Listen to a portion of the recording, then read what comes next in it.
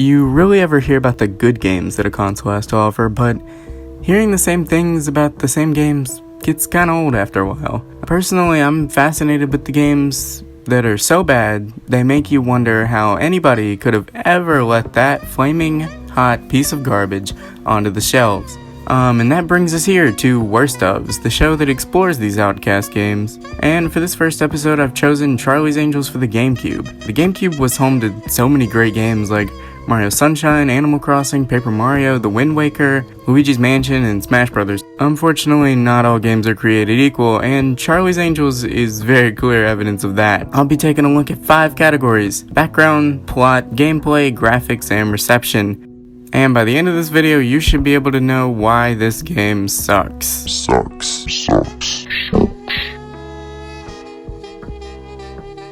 Charlie's Angels was proudly brought to you by Neko Entertainment, a French game company that opened in 1999 and for some reason uses the Japanese word for cat as their company name. Neko is responsible for a handful of third-party bargain bin fillers such as Kotoko, Magic Circus, Puddle, and not only Crazy Frog Racing 1, but also 2. They closed their doors in 2017 and I couldn't really find out why, but I hope you won't lose any sleep over it. New Yorkers woke up this morning only to discover the shocking disappearance of their Lady Liberty. What? Bro, what are you talking about, man? This game was released alongside 2003's Charlie's Angels Full Throttle the movie. Charlie's Angels starts off with a pretty decent looking cutscene that would kind of fool anybody into thinking they were about to play a decent game, which is not the case. In this opening scene, we learn that the Statue of Liberty has been stolen somehow, along with other monuments including the Stonehenge, the Arc de Triomphe, and the Lincoln Memorial somehow. I'm really not even interested in this game anymore because all I'm wondering is how you steal a whole building. I mean, geez, like, check Google Earth or something. It's not like you can just hide that.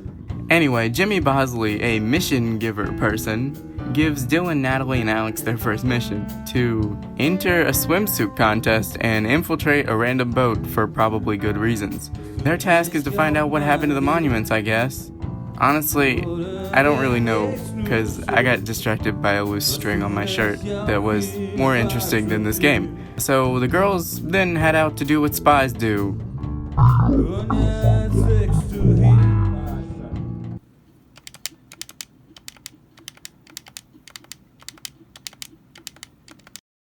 If I were to give this game an alternate title, it would be Charlie's Angels Mash X, because that's exactly what you do the whole time. You may be playing an awful game, but at least you have ripped thumbs.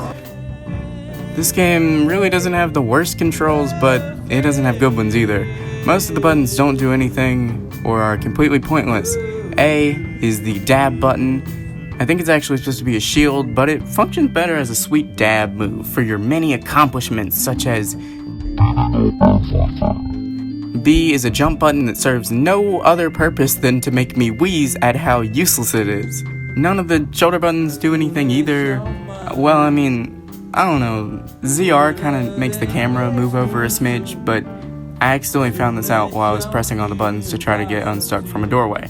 X and Y are the true stars of this game. These buttons do something that resembles a punch and kick, but could easily be mistaken for an aggressive muscle spasm.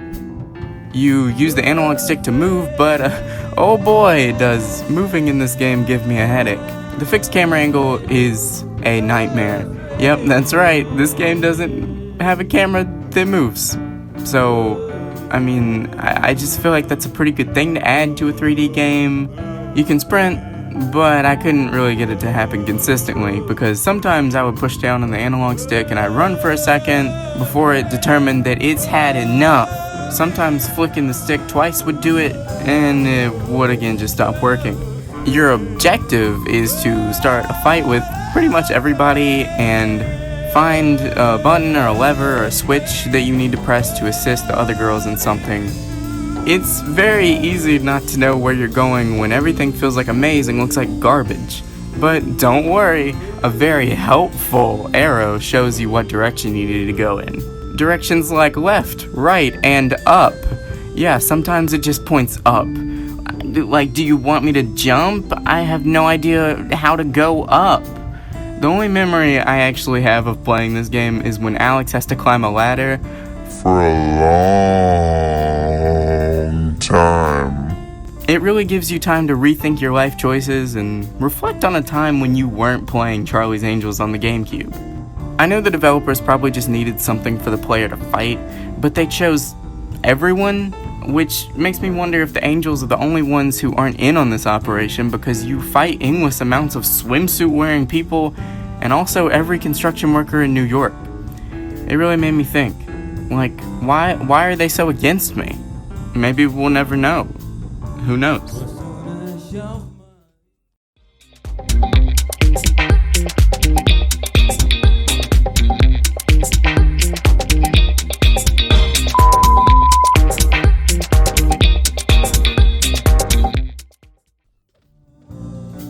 The graphics of this game, to sum it up, they're bad. This game has pretty okay graphics from an N64 standpoint, but sadly it was a little too late. The, quote, enemies don't look too bad, but just try not to look at their faces. The main characters look like someone tried to scramble their faces, but everybody else's face has like 2 dark spots for the eyes and another dark patch for the mouth. Maybe that's why everybody's fighting these girls, it's because they actually have faces. Is this jealousy? But these cutscenes are a giant step above the actual game. I couldn't actually find any trailers or advertising for this game, but I'll bet you the net worth of Neko Entertainment that they only showed these cutscenes. My absolute favorite part of this game was when you play as Natalie for 5 seconds and masterfully drive a speedboat off into the distance. This scene really shows how much effort went into this beautiful game. I think it's an appropriate time to bring up the amazing font that they chose for this. The only thing I see when I look at an E in this game is the kanji for 3. The font made for some really memorable character names like Ale, Brawl, Alun, Anoy, and Olan. I really don't know why they had to give names to all the construction workers. Like, do the girls ask these men what their names are while they're fighting? Are they wearing name tags? ESP? It's one of life's greatest mysteries. The lesson you should learn from this game is that you should expect bargain bin graphics from a bargain bin game.